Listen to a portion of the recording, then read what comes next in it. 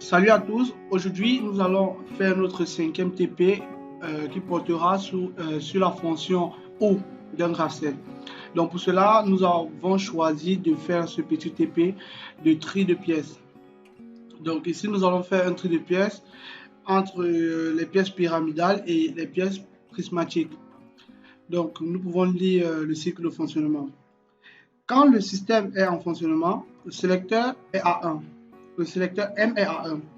Le tapis apporte les pièces, donc on ne va pas contrôler dans notre graph-set le tapis. Donc, quand la pièce est contre le poussoir 2, on a deux possibilités. Donc, le poussoir 2, c'est ce poussoir-là, donc ce virant. Si la pièce est pyramidale, le poussoir la pousse dans le bac 1, donc ici. Si la pièce est prismatique, le poussoir 2 se recule et le tapis fait tomber la pièce dans le bac 2. Voilà, voici le bac 2 et le bac 1. Voilà. Et nous, dans ce graph-set, nous allons compter le nombre de pièces dans les deux cas.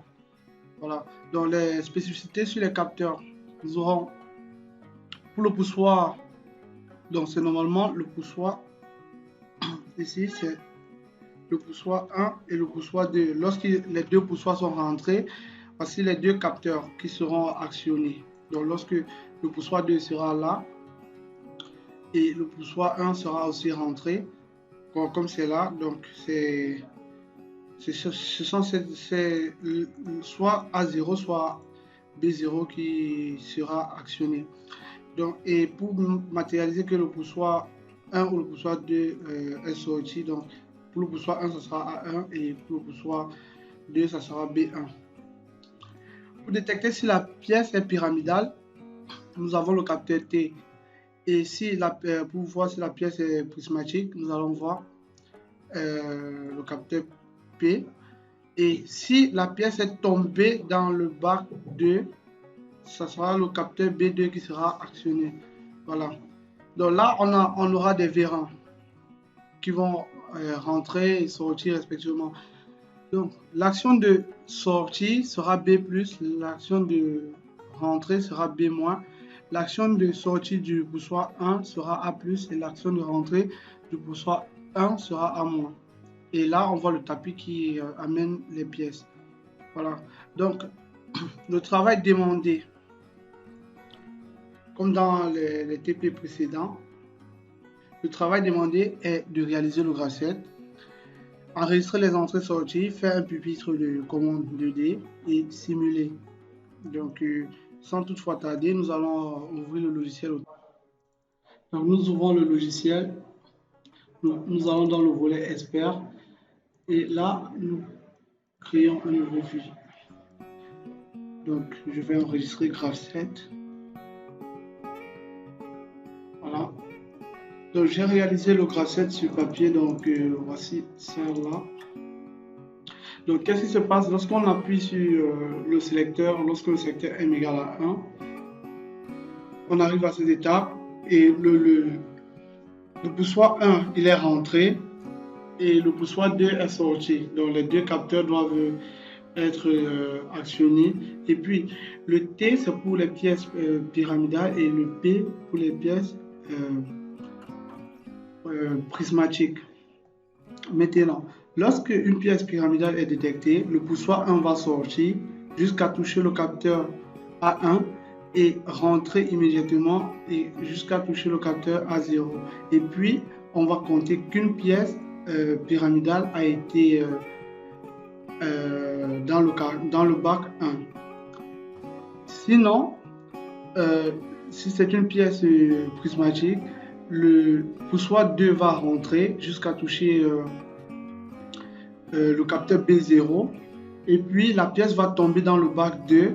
Dès que la pièce est tombée dans le bac 2, le poussoir 2 va rentrer jusqu'à toucher son capteur de retour et puis on va pouvoir compter que une pièce est tombée dans le bac 2. Donc une pièce prismatique a été enregistrée et comme ça on va retourner pour refaire les mêmes tâches. Donc sans toutefois tarder, nous allons réaliser le graph-set. Voilà. Donc, je divise mon écran en deux. Voilà.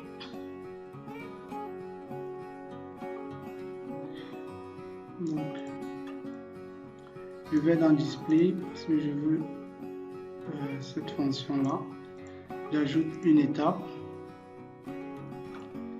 Je vais dans Assistant. Je choisis Divergence en haut. Nous allons commencer à l'étape 2, comme là. Et là, nous pouvons constater que nous avons 4 étapes, et ici 3. Donc, nous allons prendre le maximum d'étapes, donc 4. Voilà. Et on va faire une incrémentation d'étapes. Voilà. Donc,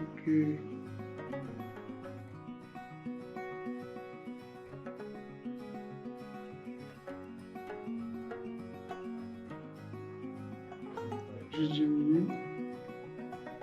Voilà. Et je veux un peu faire cet espace pour être un peu plus propre. Voilà.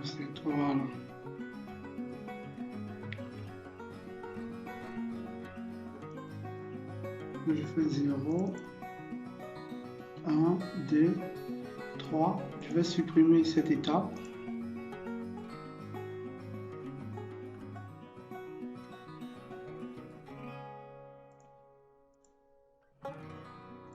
Voilà. Ça devient l'étape 5, 6, 7 et 8. Nous mettons notre transition M. Donc, pour les capteurs qui ont des noms comme A0, B1, A1, B1, on ne peut pas les écrire directement. Sinon, Bouton Jeune ne va pas les enregistrer. Donc, pour pouvoir les enregistrer, je serai obligé d'ajouter 2-8 à 1-8 avant et après chaque nom. Donc, A0, B1 et T. Donc, et aussi, même pour les noms comme A+, B-, je serai toujours obligé de mettre le tiret de 8 avant et après. A+, voilà.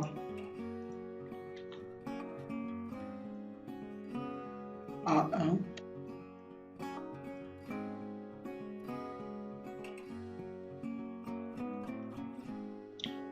A-.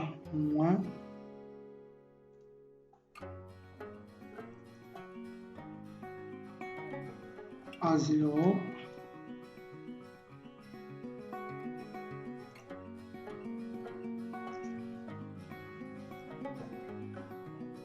Et là, je fais P1 plus C0. Pourquoi C0? Parce que c'est une variable déjà connue par le logiciel. Donc, ça veut dire le compteur 0. Voilà. Pour mettre une transition égale à 1, donner une réceptivité toujours vraie, on va mettre devant ici égale 1.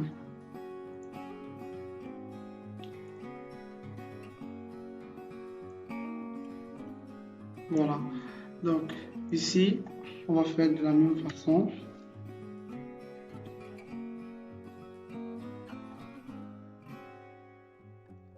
Et B1 et P.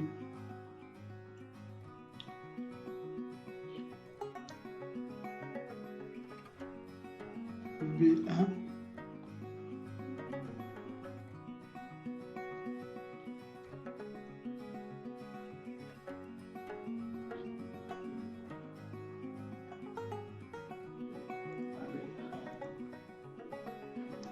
Donc, cette étape n'a aucune action.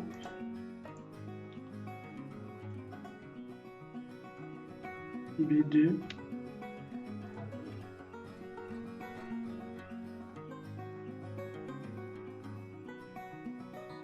B plus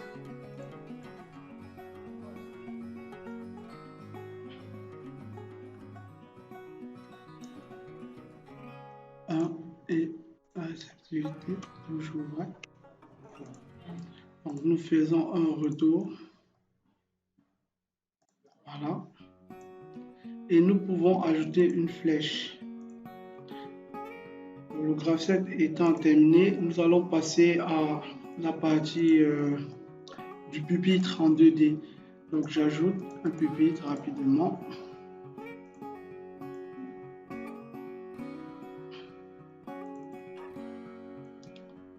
Voilà, je vais faire un grand pupitre. Je veux deux afficheurs pour afficher le nombre de pièces de chaque type de pièce.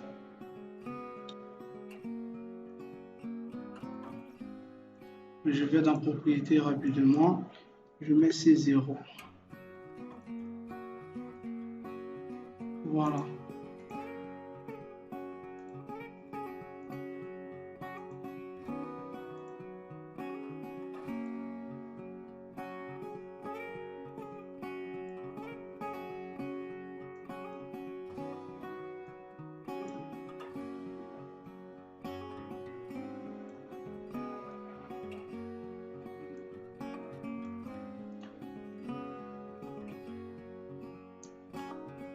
Donc,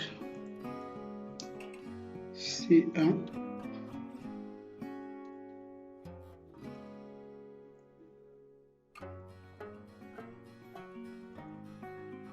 Je peux aussi étirer.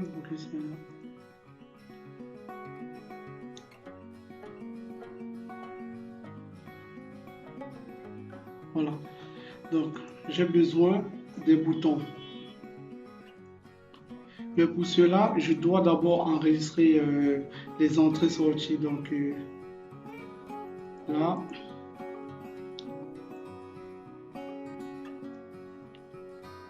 On va faire M, I0,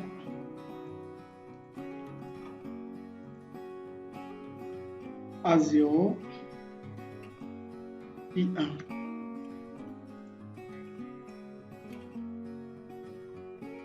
B1, I2, T, I3,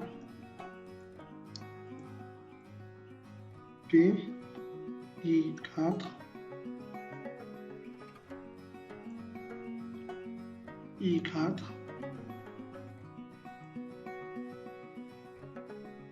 A1, I5,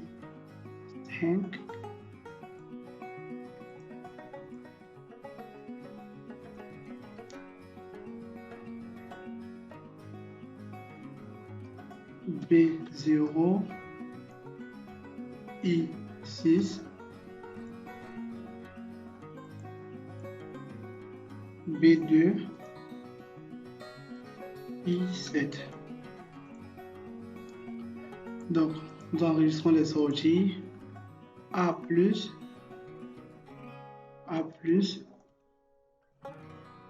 O0, A moins, O1, B moins, O2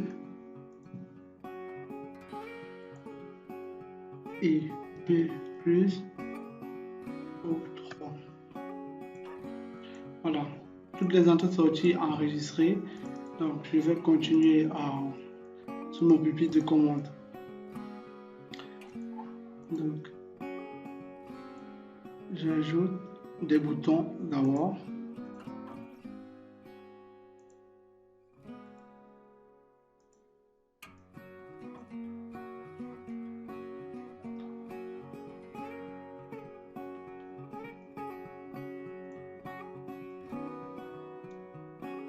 Donc, j'ai besoin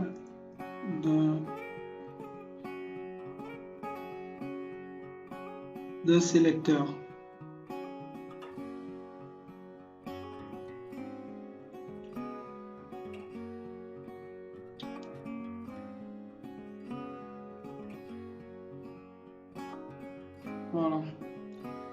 besoin des boutons poussoirs.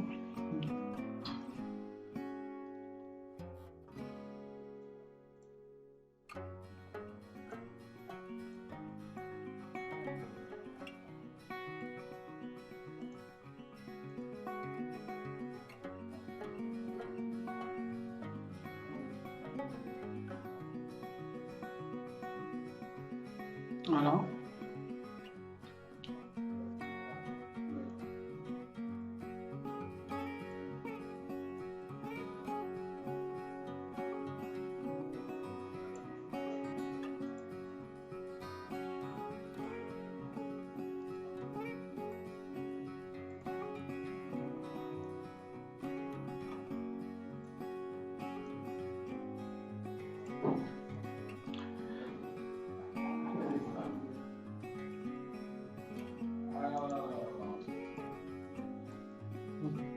Là, j'ajoute un nouveau bouton.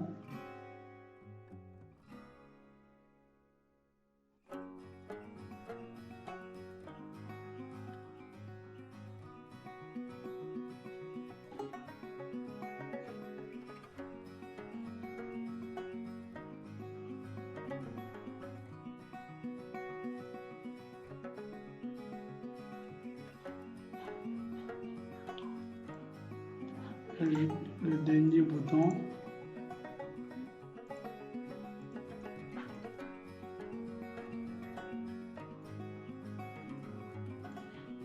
Et maintenant, je dois ajouter les lampes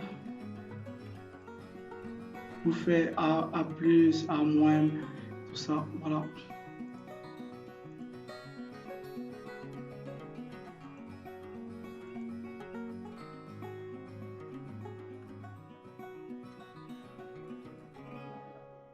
Donc là, j'ajoute la deuxième.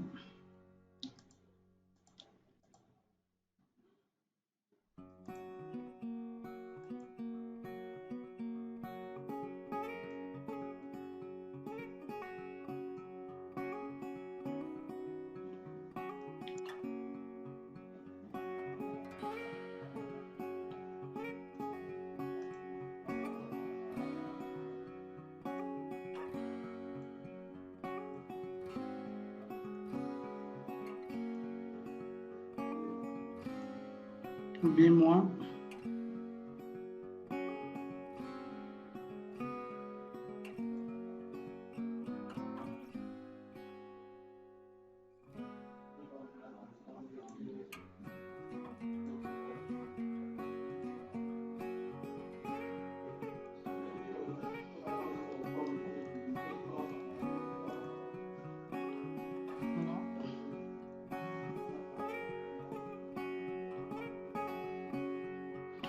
Donc maintenant, nous allons enregistrer, affecter chaque chaque adresse à déjà. Donc maintenant, ici, nous allons mettre A0, I1,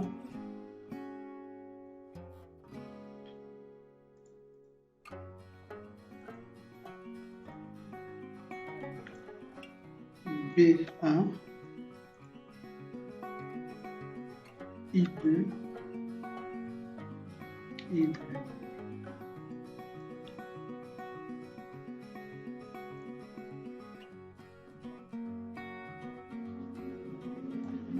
D, I3, I3.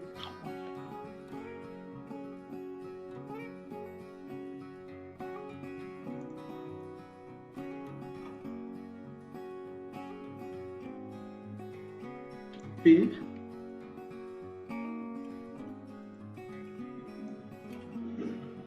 I4, I4.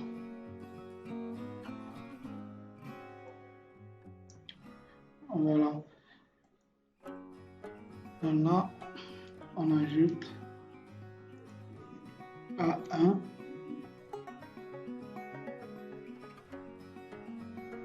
I5, I5.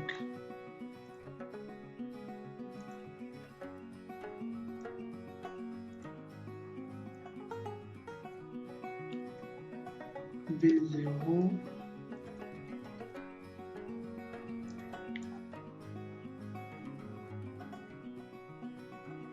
I6, I6.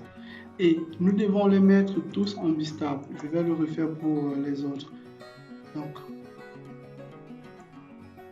voilà.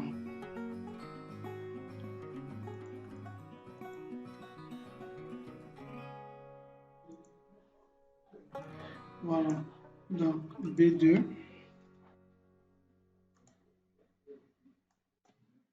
I7, I7. Voilà. Donc maintenant, pour les lampes, je peux changer les deux.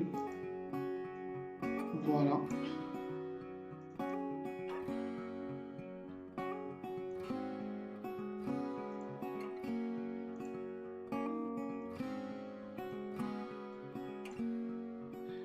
Voilà. Donc, nous allons mettre là A plus pour le poussoir 1, O0,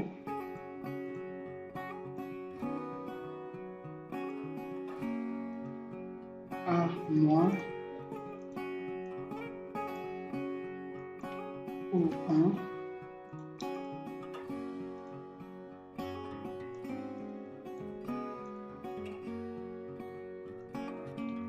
B moins,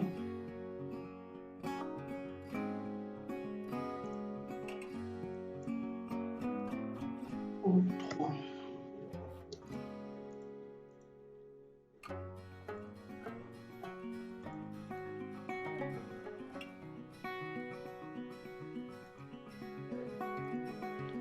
B plus,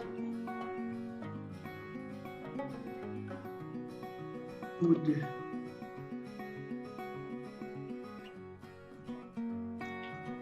Voilà. Donc chaque bouton pour pouvoir l'appuyer comme c'est sur le gratte-ciel, nous avons A0, B1 bon, ensemble. Donc nous devons les mettre tous en bistable. Voilà. Donc, je vais dans option bistable.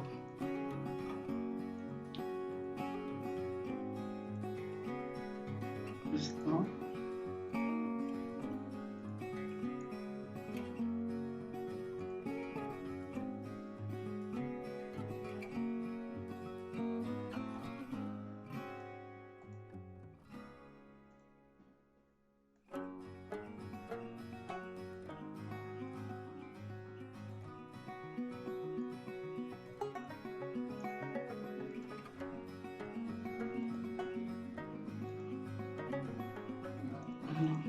Bonsoir, bistable.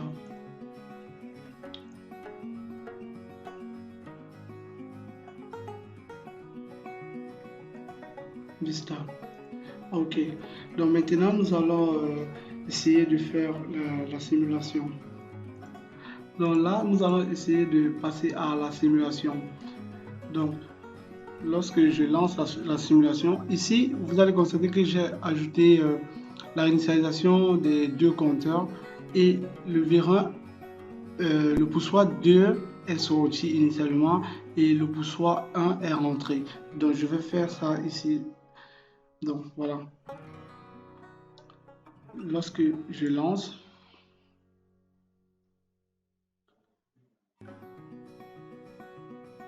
voilà, nous constatons que les deux, le poussoir 2 est déjà sorti et le poussoir 1 est rentré. Donc lorsque j'appuie sur mon sélecteur, il reste. Et puis je choisis A0 et B1. Si je choisis la pièce pyramidale, automatiquement le poussoir 1 va sortir pour pouvoir pousser la pièce dans le bac 1. Donc lorsque j'appuie sur A1, automatiquement il est rentré et lorsque j'appuie sur A0, le compteur est passé à 1. on est rentré à l'étape où les deux sont sortis. Voilà. De la même façon, si je choisis maintenant ceci, là, on constate que le poussoir, le poussoir 2, il est rentré. Et je clique là. Ça, c'est l'étape de rentrée jusqu'à ce que on appuie sur B0, B2 et celui-là s'active et le compteur passe à 1. Donc, on pourra tester le nombre de fois que nous voulons. Je peux encore le faire. Voilà. Et voilà. Pourquoi ça a incrémenté rapidement? Parce que tout ceci était activé. Donc, si j'active, donc ça va faire cette séquence automatiquement. Voilà. Donc merci d'avoir regardé la vidéo et on se retrouve dans un prochain tutoriel.